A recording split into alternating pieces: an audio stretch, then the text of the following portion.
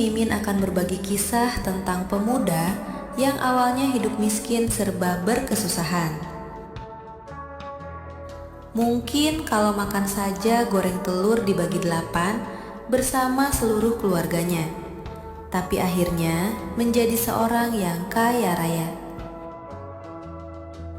Bisa dibilang jadi sultan akibat berhasil memperistri seorang wanita kaya raya asal Saudi Arabia saat pemuda itu pergi merantau menjadi TKI. Loh, kok bisa?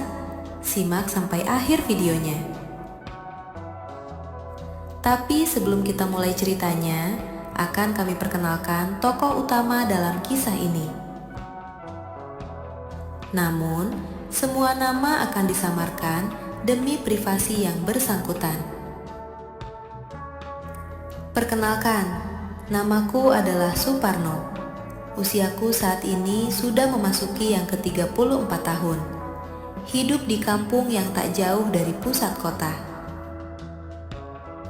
Aku seorang perjaka jomblo, bisa dikatakan jomblo kadaluarsa. Hingga para gadis yang ada di kampungku banyak yang gak mau denganku. Banyak gadis yang aku kenal dan setelah tahu status hidupku, mereka selalu menjauh dariku. Mungkin karena aku ini terlalu miskin dan gak punya apa-apa.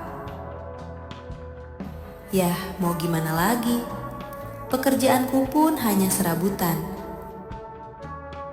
Sebenarnya, aku ingin sekali memperbaiki hidup demi masa depanku dan istriku kelak jika aku dapat menemukannya. Karena kondisiku yang serba tak punya, kuputuskan merantau ke Malaysia untuk mengadu nasib. Dan di sana, aku bekerja sebagai operator alat berat atau bego. Tempatku bekerja di sana adalah perusahaan tambang yang cukup terkenal di daerah Kelantan, Malaysia. Di tempat kerjaan, aku banyak mengenal teman yang sangat baik denganku. Karena banyak juga ternyata orang-orang yang senasib seperti diriku. Perusahaan tambang tempatku bekerja adalah milik juragan kaya raya dari negeri Timur Tengah yang kental dengan sebutan milik Bu Bos Hajah Zainab. Memang, perusahaan tambang ini milik seorang wanita Arab yang memiliki fasilitas yang sangat bagus jika dibandingkan perusahaan tambang yang lainnya. Selain itu, Bu Bos Hajah Zainab ini orangnya tidak pelit dan sangat loyal terhadap karyawan-karyawannya. Kami semua sangat betah bekerja di sini dan gajinya pun cukup menjanjikan. Suatu ketika, Bu Bos Hajah Zainab menaikkan jabatanku menjadi kepala operator wilayah karena prestasi kerjaku yang dinilai cukup baik dan sangat disiplin. Aku pun bekerja dengan serius agar tidak mengecewakan Bu Hajah bosku. Bagiku, kepercayaan itu mahal harganya. Oleh karenanya, kalau aku tidak serius bekerja, bisa-bisa aku dipecat dari perusahaan ini. Yang kebetulan aku sangat fasih berbahasa Arab karena aku dulu pernah mondok di pesantren selama 8 tahun di kampungku. Aku sering sekali diminta menjadi penerjemah ketika Bu Hajah bosku kedatangan tamu. Penjelasan demi penjelasan sering aku lakukan kepada rekan bisnis bosku. Bosku ini masih tergolong cukup muda, usianya sekitar 39 tahun, yang jujur saja aku bilang dia memiliki penampilan yang sangat menawan. Dia mendapat warisan perusahaan ini dari ayahnya yang sudah meninggal. Berkat bakat dan kepandaiannya dalam memanage perusahaan ini. Sehingga tak kupungkiri, aku sering membayangkan dan bercita-cita mempunyai istri seperti bosku ini. Sudah cantik, kalem, dan selalu baik hati kepada siapapun. Dan entah kenapa, pikiranku ini selalu terbayang wajahnya, baik waktu di mes maupun di saat aku bekerja. Sampai aku berangan-angan untuk bisa menjadi asisten bosku yang cantik itu. Aku pun sangat giat untuk bekerja dengan penuh harapan, agar apa yang aku inginkan tercapai, yaitu menjadi asisten pribadi bosku. Karena pasti bisa selalu dekat dengannya. Hari-hariku terus tersandra oleh bayangan penampakannya, ibarat kata bagaikan pungguk merindukan bulan. Pikiranku benar-benar terbawa olehnya. Aku mulai suka padanya. Suka bukan karena dia bos perusahaan, tapi karena kecantikan dan kelembutannya serta sifat keibuannya. Aku merasa cocok dengannya dan aku berusaha semakin ingin mendekatinya. Dan kesempatan yang aku inginkan akhirnya datang juga. Suatu ketika aku dipanggil Bu Bos untuk menghadap ke ruang pribadinya. Di ruang pribadinya, aku diwawancarai dengan panjang lebar seputar tanggung jawab dan rutinitas kerjaku dengan situasi yang tegang. Pada awalnya aku benar-benar tidak paham kenapa Bu Bos melakukan hal itu kepadaku. Tapi aku tetap tenang dan menjawab semua pertanyaannya. Setelah 3 jam wawancara selesai, akhirnya Bu Bos menepuk pundakku sambil berkata, "Selamat ya, Anda saya angkat menjadi asisten pribadiku." Rasa haru bercampur senang menghampiriku, karena apa yang menjadi tujuanku sudah tercapai. Dan sebenarnya, tujuan utamaku adalah untuk bisa selalu dekat dengannya. Asik! Tujuan untuk memperbaiki hidup sudah tercapai. Selangkah lagi tinggal tujuan untuk mendapatkan pendamping hidup. Umpatku dalam batin penuh semangat. Setelah resmi aku menjadi asisten pribadinya, tak jarang aku dikelitikin oleh Bu Bosku. Karena bahasa humorku yang membuat dia selalu tertawa dan kami pun semakin sangat dekat. Aku sangat gembira dan aku yakin bahwa ini adalah jalan untuk memikat hatinya. Di samping Bu Bosku, ini juga suka dengan traveling. Dia sering cari tempat-tempat alami dan selalu dikunjunginya.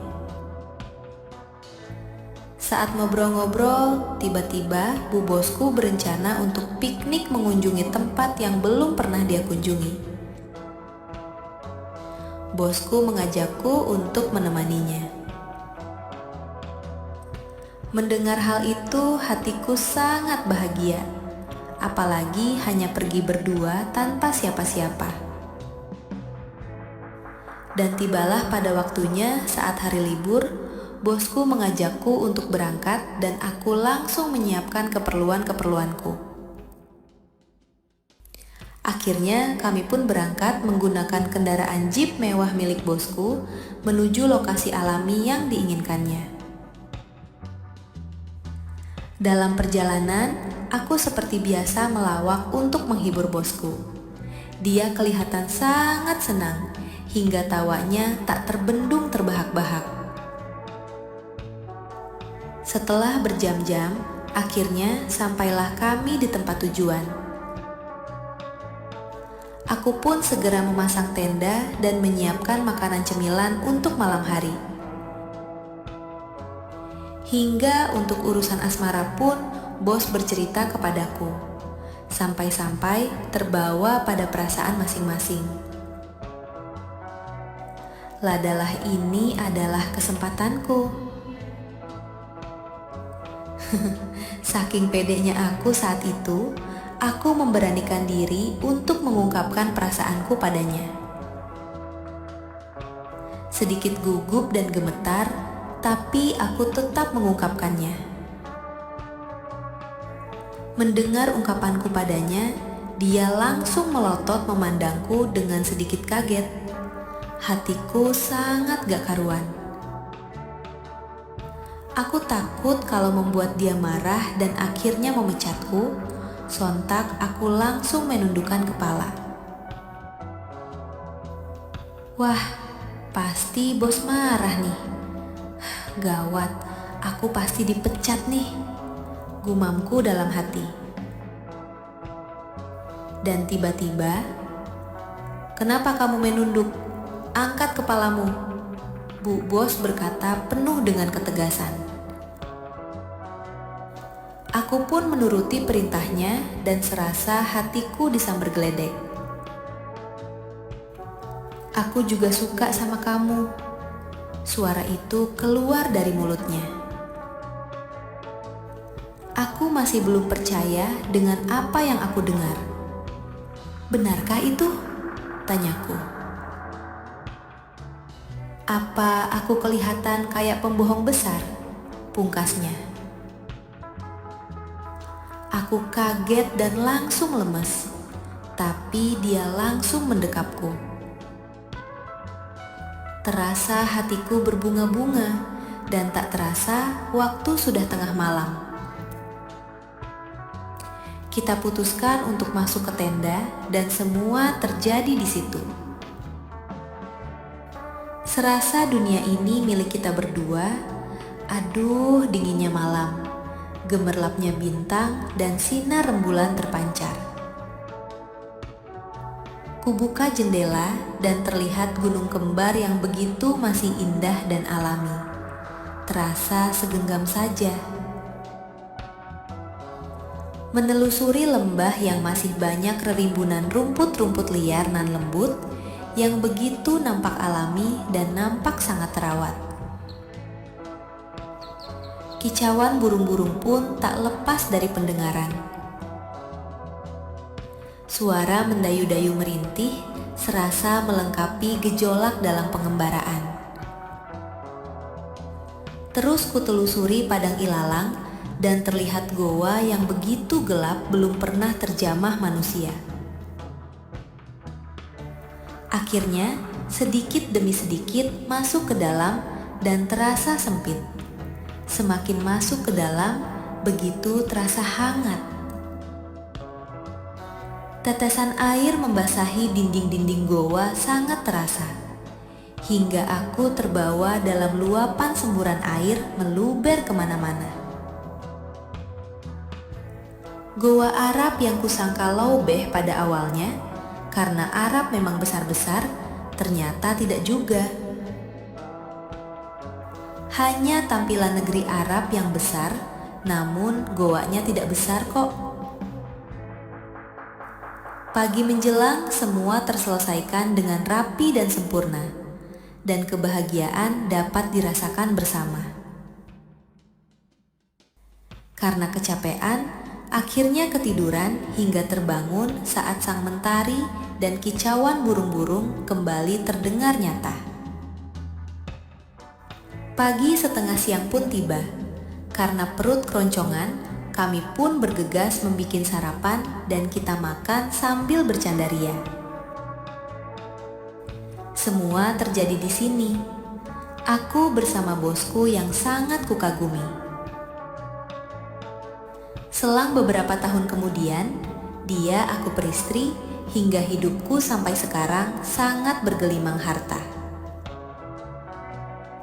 Demikianlah kisahku dengan Bu Hajah Zainab yang awalnya adalah bosku. Namun pada akhirnya kami berjodoh dan menikah. Tamat.